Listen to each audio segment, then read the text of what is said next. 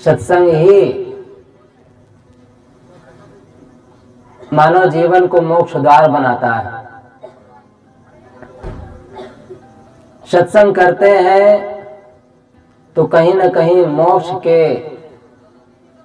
मोक्ष की ओर जाते हैं, सही दिशा में चलते हैं। हर आदमी जीवन में दुख का अनुभव करता है, सुखी होना चाहता है, लेकिन उससे बचने का उपाय नहीं करता है। सतगुरु कबीर साहब का एक पद है, बहुत दुख दुख दुख की खानी, तब बची हो जब राम जानी। राम जान युक्ति जो चले, युक्ति उते फंदा नहीं पड़े। थोड़ा से विचार इसी में करते हैं। बहुत दुख दुख दुख की खानी, इस शरीर को दुख की खानी बताई गई है। ये शरीर दुख का घर है। बचपन से लेकर के आज तक केवल दुख का अनुभव किए हैं, केवल दुख का अनुभव। सुख का अनुभव किए भी हैं तो बहुत क्षणिक था, बहुत थोड़ा था। अल्प सुख दुख आदिवंता, थोड़ा सा सुख अनुभव किए और उसके बाद केवल दुख, पीड़ा, पश्चाताप ये अनुभव किए।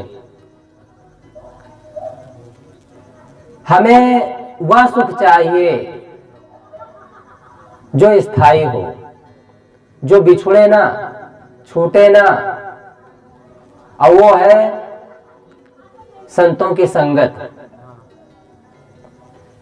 संतों के संगत में मन हल्का हो जाता है, भार रहित अनुभव करता है और कुछ ऐसा एहसास करता है कि मानो कोई दूसरे देश में पहुंच गया, ऐसा अनुभव होता है।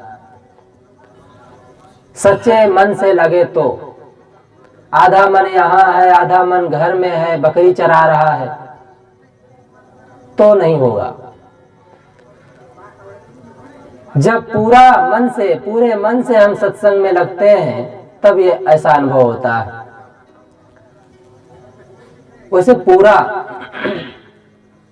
जीव अपने आप में पूरा है, बस उसका अनुभव करना है। संतों से हम यही सुनते हैं, जीव अजर है, अमर है, अखंड है, अविनाशी है। जब हर तरह से वो अपने आप में पूर्ण है, फिर दुख का अनुभव क्यों होता है? दुख का अनुभव इसलिए होता है कि हम कुछ ऐसी पदार्थ, ऐसे प्राणियों को पकड़ लिए हैं, उसमें प्रेम बना लिए हैं, आसक्ति बना लिए हैं, स्वार्थ की भावना से जुड़ गए हैं, जिसमें केवल दुख है, केवल पीड़ा है। चाहे वो पत्नी बच्चों को लेकर हो, पारिवारिक भावनाओं को लेकर हो, चाहे संपत्ति धन को लेकर हो, ये सब क्षणिक ही तो है और हमारा पूरा लगाव इन्हीं से होता है। या तो प्राणियों में, पत्नी बच्चों में लगे होते हैं, उनके नाम पर ठगी, बेईमानी, घूसखोरी, झूठ, ना जाने क्या क्या प्रपंच करते हैं, क्योंकि सुखी होना चाहते हैं और ऐसा मन में आशा बनाए रखते हैं कि जिन बच्चों के लिए हम ऐसा कर रहे हैं वो बिल्कुल फूल की सैया हमारे लिए बिछाएंगे। बड़ी आशा होती है, माताओं को आशा होती है बहू आएगी, गर्मा गर्म भोजन देगी, पैर दबाएगी, मालिश करेगी, सेवा करेगी, अदब करेगी, हमारा सम्मान करेगी। बहुत आशा होती है, बड़ी कल्पना होती है। ऐसे भाइयों का अपने अपने ढंग से आशा होती है और इन आशा तृष्णा के चक्कर में अपने को इतना उसमें लगा देते हैं, इतना जोड़ लेते हैं कि केवल दुख का अनुभव करते हैं। अगर हम दुख से बचना चाहते हैं तो साहब उपाय बताते हैं। इस शरीर में जुड़े रहेंगे, इससे संबंधित प्राणी पदार्थों में जुड़े रहेंगे तो कभी भी हम सुख का अनुभव नहीं कर पाएंगे। साहब उपाय क्या बताते हैं? तब बची हो जब राम में जानी। राम को जानोगे तब इस दुख से बच जाओगे, सुखी हो जाओगे। हम वह कर्म करते हैं जो केवल दुख होता है, जिसमें केवल दुख ही का अनुभव होता है। राम का भजन करने के लिए कहा जाता है कि एक बार कुछ मजदूर वर्ग 2-4 लोग काम करने के लिए गए थे, उन्हें काम नहीं मिला, लौट रहे थे, बड़े मायूस थे, उदास थे, दुखी थे। ऐसा महसूस कर रहे थे कि आज क्या खाएंगे, क्योंकि रोज का कमाना, रोज का खाना। कुछ ऐसे घर हैं जो रोज कमाते हैं तब खाते हैं, न कमाए तो भूखे रहते हैं। आज भी इस वैज्ञानिक युग में, इस विकास के युग में आज भी ऐसा है। तो बड़े उदास थे। एक संत देखे, उनकी उदासी को देखकर उन्हें ऐसा लगा कि क्या बात है, बुलाए, पूछे तो बोले कि महाराज आज हमें काम नहीं मिला है, आज कुछ हम कमा नहीं पाए हैं, इसलिए आज क्या खाएंगे, इस सोच में उदास है, मन उदास है, दुखी है। संत को लगा कोई बात नहीं है, आओ हमारे आश्रम में, तुम जो भी वहां पाते थे रोज हमारे पास आओ, हम तुम्हें उतना ही पैसा देंगे, बस कुछ करना नहीं है, बैठना है। और बैठ करके क्या करना है? राम राम कीर्तन करना है। ऐसा लोग करते हैं, करवाते हैं। बस बैठ करके राम राम कहना है। बहुत खुश हो गए कि चलो आज बैठ करके और पैसा उतना ही मिलेगा, केवल राम राम कहना है। राम राम कहने में क्या जाता है? बहुत खुश हो गए, उन्हें दे दिया गया, सब सिस्टम बना दिया गया और वो राम राम कहने लगे। आधा घंटा 1 घंटा बीता,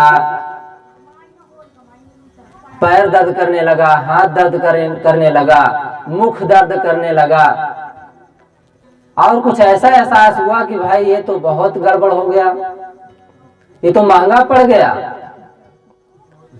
राम राम कहना महंगा पड़ गया।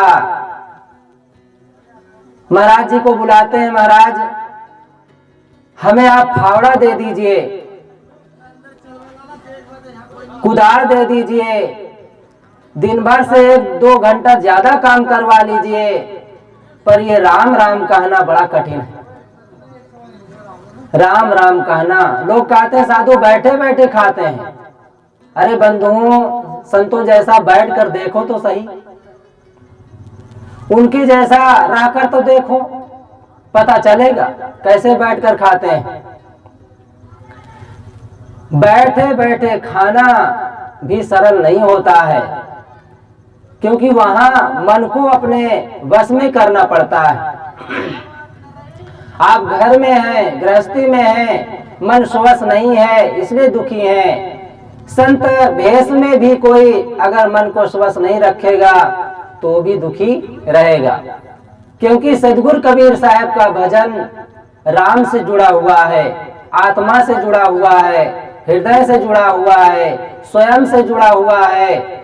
बाहरी प्राणी पदार्थों से बिल्कुल हट करके उनका राम है।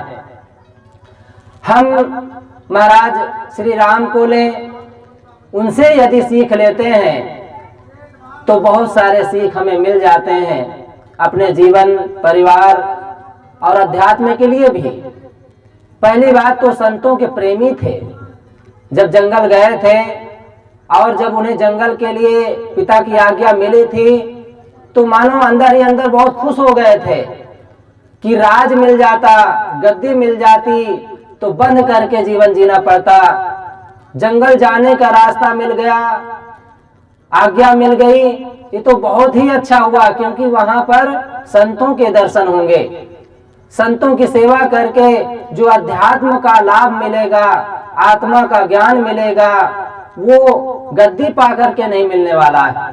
बहुत खुश हो गए थे। और भरत भैया को राज मिल जाएगा, कितनी बड़ी बात है। आज बंधुओं, भाई के लिए भाई मुकदमा जीतने के लिए रामायण पढ़ा जाता है। एक बंधु गुरु महाराज से तारीख दिन रखना चाहे कि महाराज हम रामायण रखना चाहते हैं, पाठ करवाना चाहते हैं रामायण का, आप दिन रख दीजिए। महाराज ने पूछा उद्देश्य क्या है, किस वजह से रामायण करवा रहे हो। तब उनके मुख से आवाज आती है, भाई से मुकदमा चल रहा है उसमें विजय पाने के लिए। अब विचार करके देखो, एक वो राम थे जिनको आज हम भगवान कहते हैं, मंदिर में बैठाते हैं, उनकी पूजा करते हैं, अर्चना करते हैं, आरती उतारते हैं। उनके भाई भाई के प्रेम में गेंद, राज गेंद बन गया। वो उधर से उछाल रहे हैं, वो उधर से उछाल रहे हैं, और हम भाई से मुकदमा जीतने के लिए रामायण का पाठ करवा रहे हैं। हमें शर्म आनी चाहिए। तो राम से शिक्षा यदि लेना चाहें तो पति पत्नी में, भाई भाई में, पिता पुत्र में इतना बढ़िया बन जाएगी, इतना प्रेम हो जाएगा कि घर ही स्वर्ग बन जाएगा। घर में ही वो आनंद, वो सुख की अनुभूति होगी जो हम चाहते हैं। हम क्या चाहते हैं? चाहत सुख दुख संग न छाड़ा। चाहते सुख है लेकिन दुख का काम नहीं बंद करते हैं, दुख का साथ नहीं छोड़ते हैं, तो दुख तो पीछे पड़ा रहेगा ना। दुख को कैसे उपयोग करना चाहिए? कहा जाता है जैसे जब हम सूर्य की तरफ मुख कर लेते हैं तो परछाई कहाँ होती है?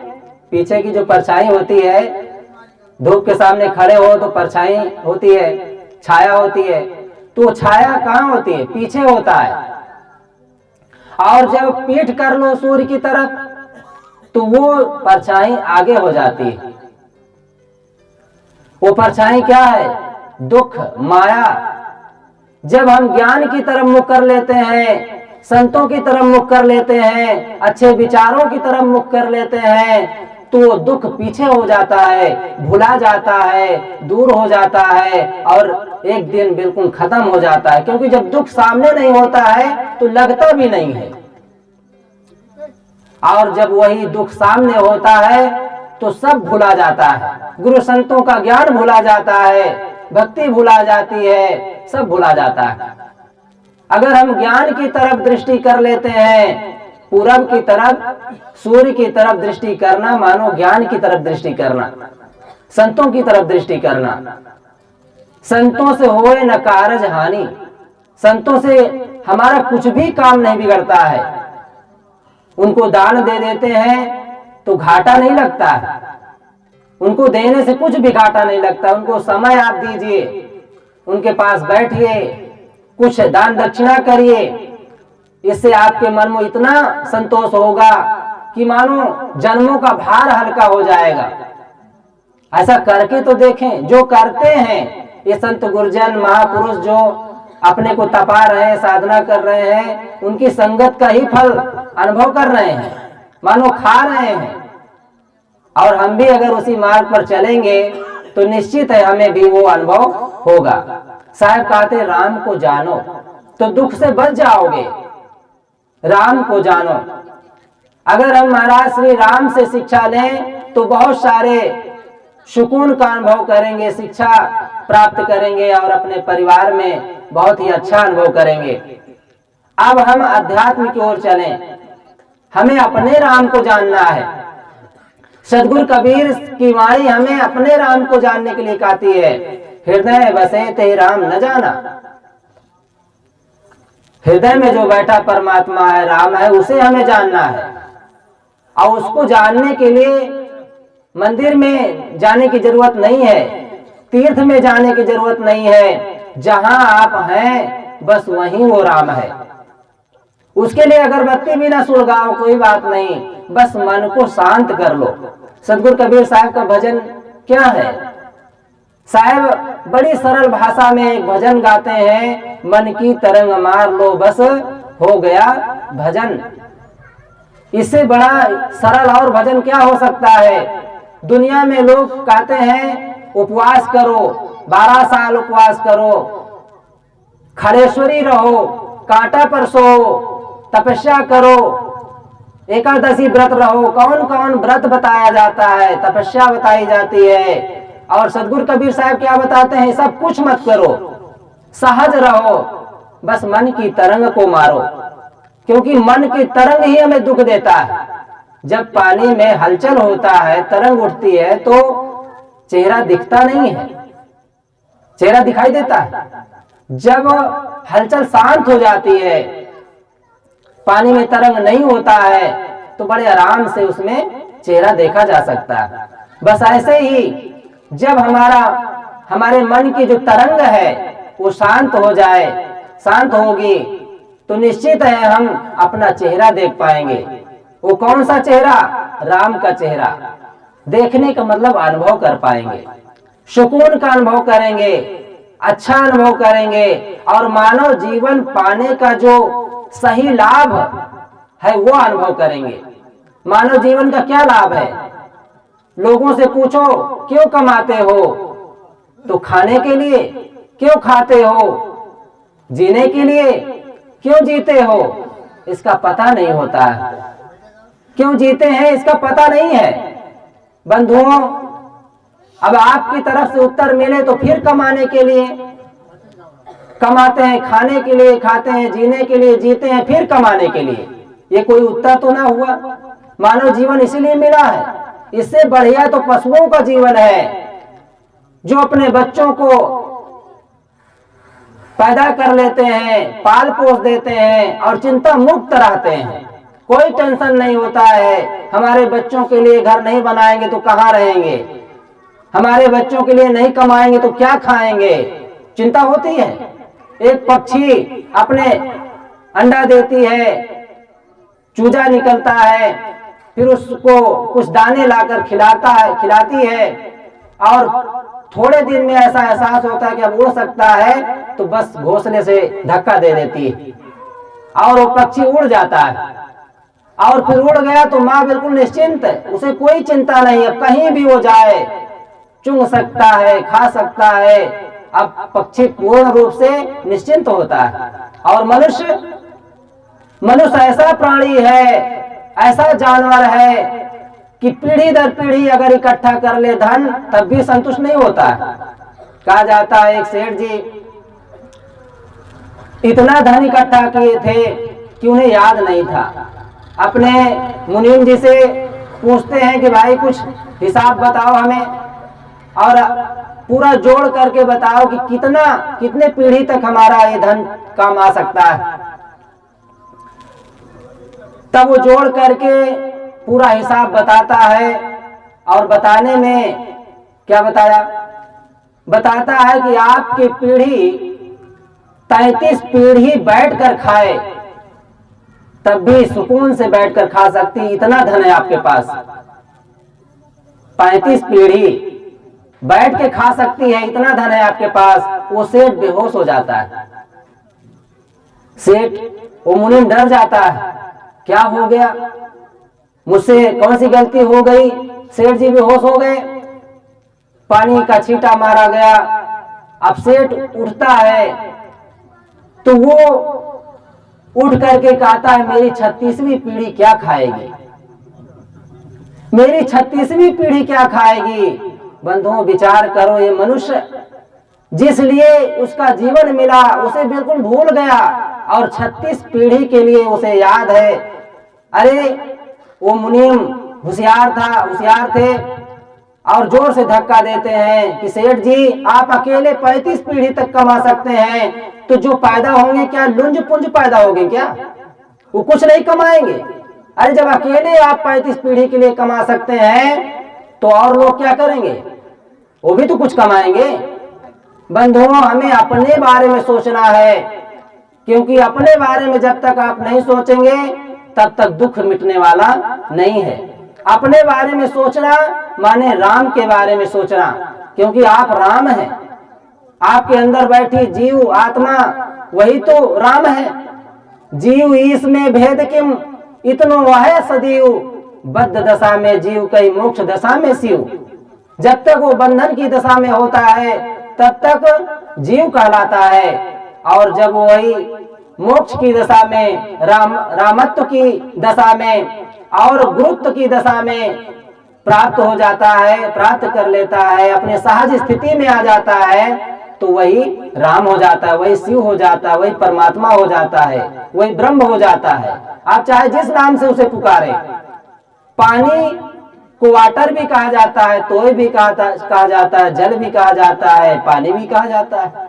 सब अपनी अपनी भाषा का प्रयोग करते हैं, होता तो वही है।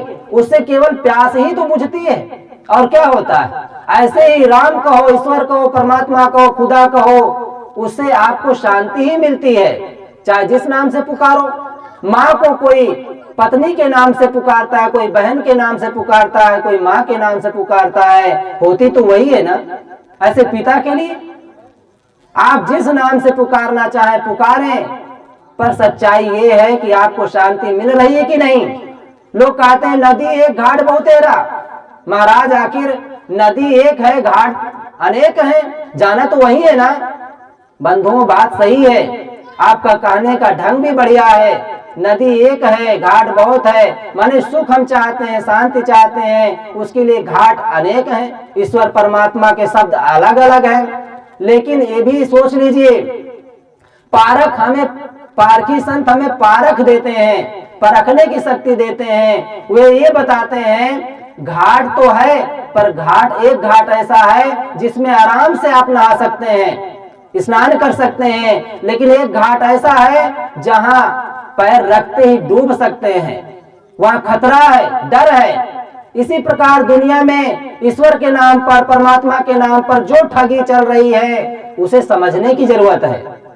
जब तक समझेंगे नहीं तब तक हमें बोध नहीं होगा, तब तक हमें शांति नहीं मिलेगी, तब तक हम वास्तविक राम को नहीं जान पाएंगे और भटकते रहेंगे।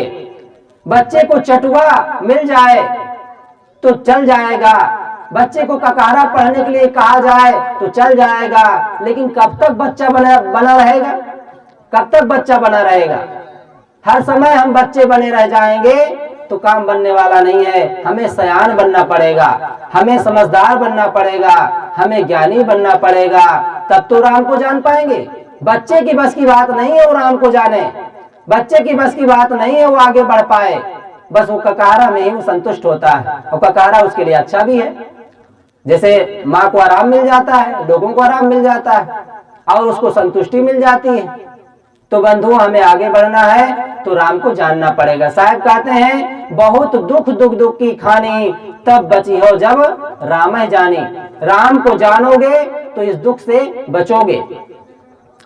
बहुत दुख की खानी, तब बची हो जब राम है जानी। राम है जान युक्ति जो चले, युक्ति उते फंदा नहीं पड़े। जो राम को जान करके युक्ति पूर्वक जीवन को जीता है, विवेक पूर्वक जीवन को जीता है, तो निश्चित है उसके जीवन में फंदा नहीं होता है, बंधन नहीं होता है। और बंधन नहीं तो दुख किस बात का? आप निर्भय रहना चाहते हैं, डर रहित रहना चाहते हैं, तो ऐसा कुछ काम करें जिससे डर का काम ही ना हो, डरे लगे ही ना। जब बच्चा मनमानी काम करता है, घर में माँ बाप की बात नहीं मानता है, तो डरता रहता है। और जब वो सबकी बात मानेगा, उनकी आज्ञा में चलेगा, उनके अनुसार रहेगा, तो डर की बात ही नहीं है। इसी प्रकार जब हम सही दिशा में, क्योंकि दिशा सही है तो दशा सही है, और चाल ठीक है तो हाल ठीक है। चाल गड़बड़ तो हाल गड़बड़, दिशा गड़बड़ तो दशा गड़बड़।